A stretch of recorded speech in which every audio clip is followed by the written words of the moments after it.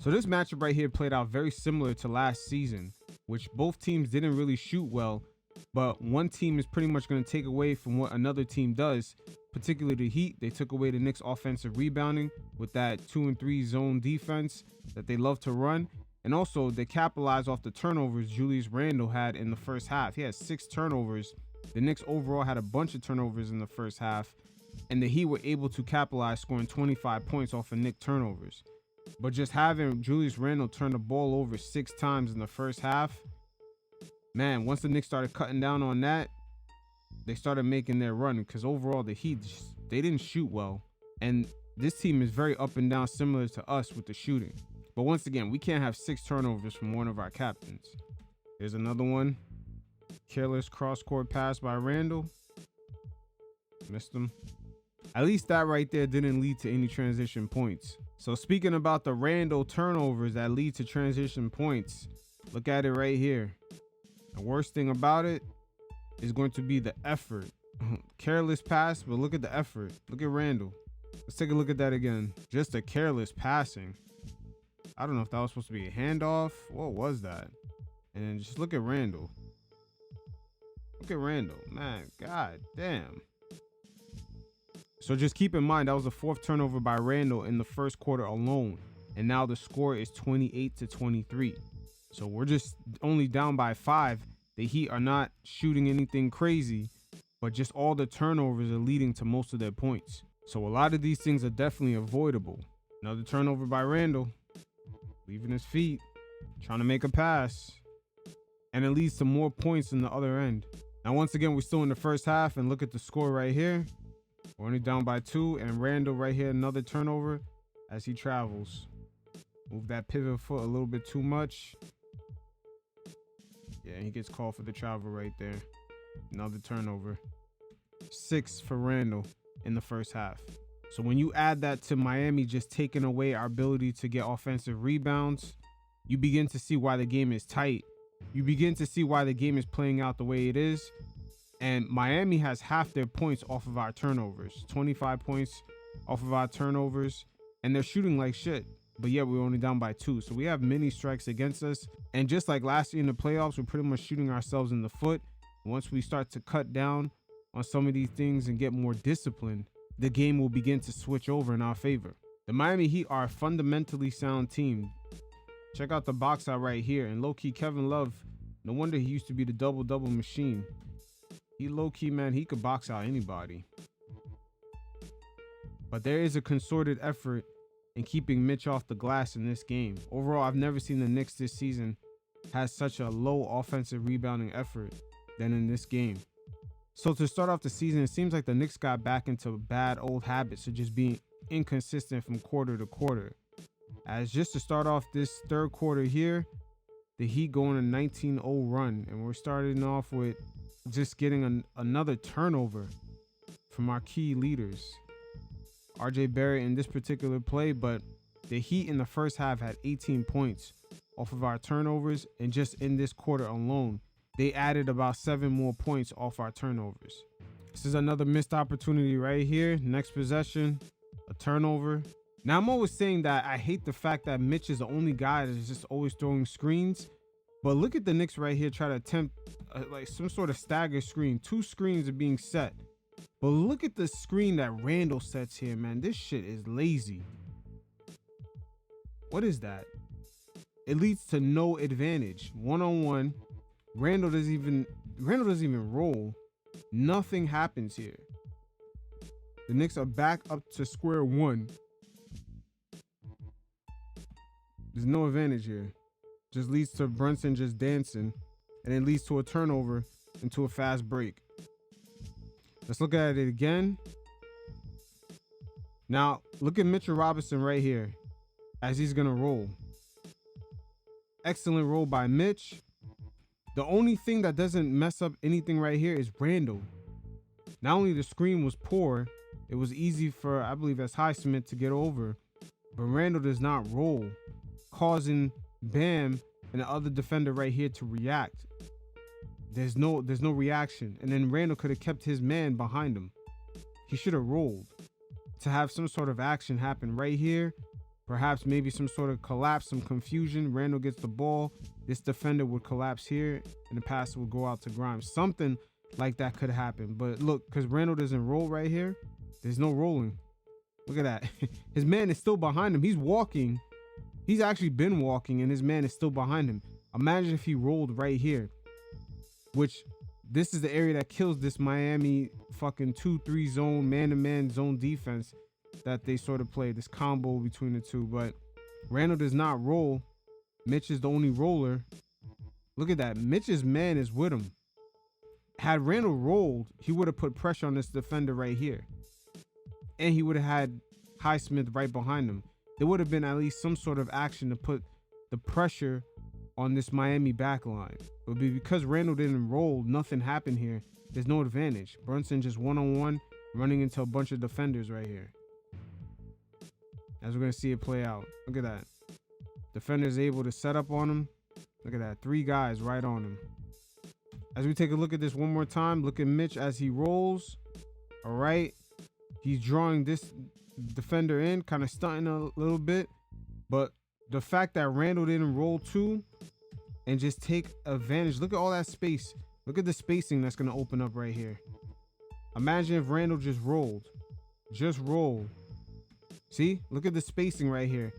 Had Randle occupied that space, have Hightower trailing behind him, he could have applied pressure on Bam to make that split decision. Hey, do I drop back to guard Mitch, or should Jimmy stunt in and guard Mitch, leaving RJ open while Randle occupies his space so Bam could step up to Randle? Nothing. The fact that Randle didn't roll, he didn't apply any pressure on this back line right here. Taking a look at this again. Look at Mitch roll. Look at the instant pressure right there. This split decision right here, where Jimmy's like, okay, let me step up to get in Mitchell Robinson's way a little bit. And then Bam would have to make a decision as Randle is rolling. Hey, am I sticking with Mitch? Am I going to allow Jimmy to kind of back him up? And then Randle would step up right here. And then Brunson would read what the defenders are doing. Brunson would actually read what Bam's decision is right here. If he sticks with Mitch, the pass is to Randle. He could make a through pass. He could thread the needle right here. Bounce pass to Randle as Highsmith is trailing right behind Randle. Something could have happened here. And then Randle could apply pressure to this back line right here. Jimmy could stunt to Mitch, leaving RJ open. So Randle would initially make that pass to RJ. Something could have happened here. The fact that Randle did not roll and occupy this space. We're going to watch here as that space kind of opens up. Look at that space open up. Look at this space open up. Randle could have been here applying pressure. Brunson probably could have hit the bounce pass. Even if Brunson didn't pass it, the fact that Randle has Highsmith trailing him and he's almost operating within this space, which is the weakness of this 2-3 zone that Miami runs. This 2-3 man-to-man, kind of half zone, half man-to-man.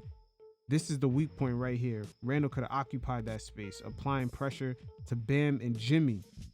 The fact that he didn't roll and occupy that space, look, nothing happens right here. Nothing happens. Once again, just look at Randle right here. We're going to slow it down. Just look at Randle. Imagine if he rolls. If he rolls. Nothing. Look at this space. That's the weak point to this play right here.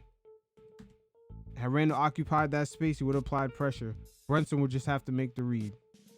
Now this turnover right here, I don't mind at all. As we're going to see this play out, Randle and Brunson is just running multiple actions here.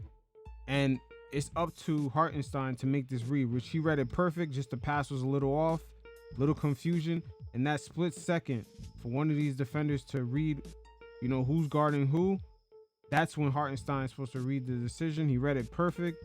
The pass was just a little bit over, and it's just another turnover. But I don't mind these type of turnovers. Let's take a look at that one more time. Just the split second right here of who's guarding who. It's almost impossible to communicate in a situation like this. But Hartenstein makes the correct read, which is leading to Brunson wide open, attacking the lane. And this is unfortunate. This is another turnover. But this third quarter in particular didn't go well for the Knicks, as The Heat outscored them 37-20 overall. But look at the clock right here. It's 3 minutes left in the quarter, and Jimmy Butler is still in there. And I believe that might have hurt the Heat in the fourth quarter as he kind of ran out of gas. Now, before we get into the fourth quarter, low-key right here is the point of the game in the last few possessions where guys like Quickly, Hartenstein, and Josh Hart actually provided a spark off the bench. And look who's still in the game in this third quarter, Jimmy Butler.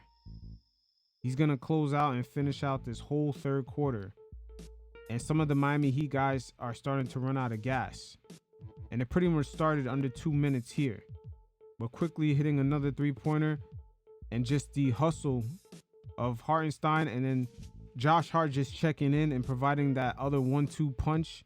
It's just, even at this moment in the third quarter, it's kind of beginning to be overwhelming for the Heat. I believe just having Jimmy out there so long, this team pretty much ran out of gas. And this pretty much is going to be a scenario for the Knicks all season long, where they're going to have to win the battle of the bench units. In this game right here, the Knicks bench unit outscored the Heat bench unit 37-24. But again, all season long, the Knicks bench unit are going to have to win these battles, particularly in nights when our shots are not falling and when we're not getting as many offensive rebounds as this exact scenario is playing out in this game. But our bench unit could serve us sort of like a boxer using a jab punch to the gut. You know, over time, round by round, if he uses it effectively, the other guy's going to get tired. So we're pretty much going to tire teams out, especially with the guys we have, man. Hartenstein is all over the place, just fighting, clawing. Same thing for Quickly and Josh Hart. For some of these teams, it's going to be pretty much overwhelming. But we're pretty much seeing this play out with the Miami Heat, as this roster is not as youthful as they once was in the past. A lot of vet guys on this roster. So once again, this bench unit, pretty scrappy to begin this fourth quarter. As you see, Dante DiVincenzo with the steal, but he stepped out of bounds. The defense from the second unit was in sync. Great help. Quickly, good recovery. DiVincenzo applying the pressure, and look at Josh Hart applying the pressure also. And the Knicks were able to get the possession. Like I said, because of the Knicks second unit, teams are going to have to fight all 4 quarters. DiVincenzo fighting through that screen. Quickly, Hartenstein gets in the way right here and quickly recovers, so no advantage again. And a great defense by Quick right here to get the block. Like I said, Knicks second unit, man, they're clicking. You got to love this lineup right here. DiVincenzo, RJ, Josh Hart, Hartenstein. You already know you're gonna get a pretty much turned up lineup. Great energy off the bench. And then RJ knocks down the 3. We lit. There's just a couple of plays that just changed the momentum of the game, particularly right here. When Hart got this rebound and his putback, it just completely changed the momentum of the game. The Heat could feel it. The Knicks bench unit, particularly when Tibbs is kind of slowly subbing the starters back in, just that in-between unit is just applying a lot of pressure. And that unit is really successful, whether it's RJ, Hart, Hartenstein, Quickly, and DiVincenzo, or you can mix and match them, add Brunson, and then have Quickly and Brunson up top. Or even if you take out Josh Hart, have Quickly, Brunson, RJ, and Hartenstein. It's something about those combinations is hitting teams a certain way. So all season long, whether we have certain rough patches, whether it be the three-point shooting, us just having a lot of turnovers, teams are still going to have to close out that third part of the Knicks team, which is that bench unit, just that combination, because that unit just provides a different type of spark and a different type of 1-2 punch combo. It's really catching certain teams off guard, and you can see it with the Miami Heat here. These guys had a hell of a third quarter. Jimmy Butler played the whole third quarter and took a 5-minute break right here. Checked back in, and the energy level is just not even the same. Even number 22 right here, Juarez, he does not have the same energy level. The reoccurring theme in this fourth quarter, besides the timely scoring, just getting these and ones, was the Knicks just not turning the ball over, not allowing the Heat to get points off of turnovers. In the first half, they got 18. By the third quarter, they got 25. We started limiting those, And that's all she wrote, because after those 25 points in the third quarter off of turnovers, they never got nothing after that. So just us being disciplined, things started going our way. So this matchup right here was definitely a must win, but it still leaves us scratching our heads a little bit and just asking for a little bit more, because things were very inconsistent going from quarter to quarter, and our bench unit kind of rescued us in this matchup. And we had a lot of turnovers from our key guys, particularly Julius Randle, 6 in the first half. We gave up too many points off of turnovers, even though Miami for most of this game was shooting like shit. But once we got disciplined, things started to move our way. But in matchups like these, where you know the Miami Heat is well disciplined, well coached, they took away our offensive rebounding, they capitalized off our turnovers. Once they start taking away the things we tend to do well, what's going to be our other options? As we see here, the bench unit is definitely an option, especially led by Emmanuel Quickly with his 20 points. But it's definitely still early in the season, but at least Tibbs has a very interesting rotation. His in-between rotations do provide sparks for the Knicks from time to time.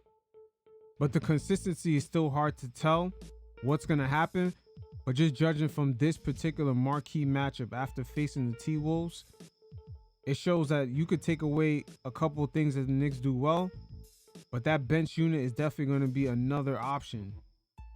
But once again, a lot of our troubles tend to be self-inflicted, particularly when we're going up against the well-disciplined, well-managed teams.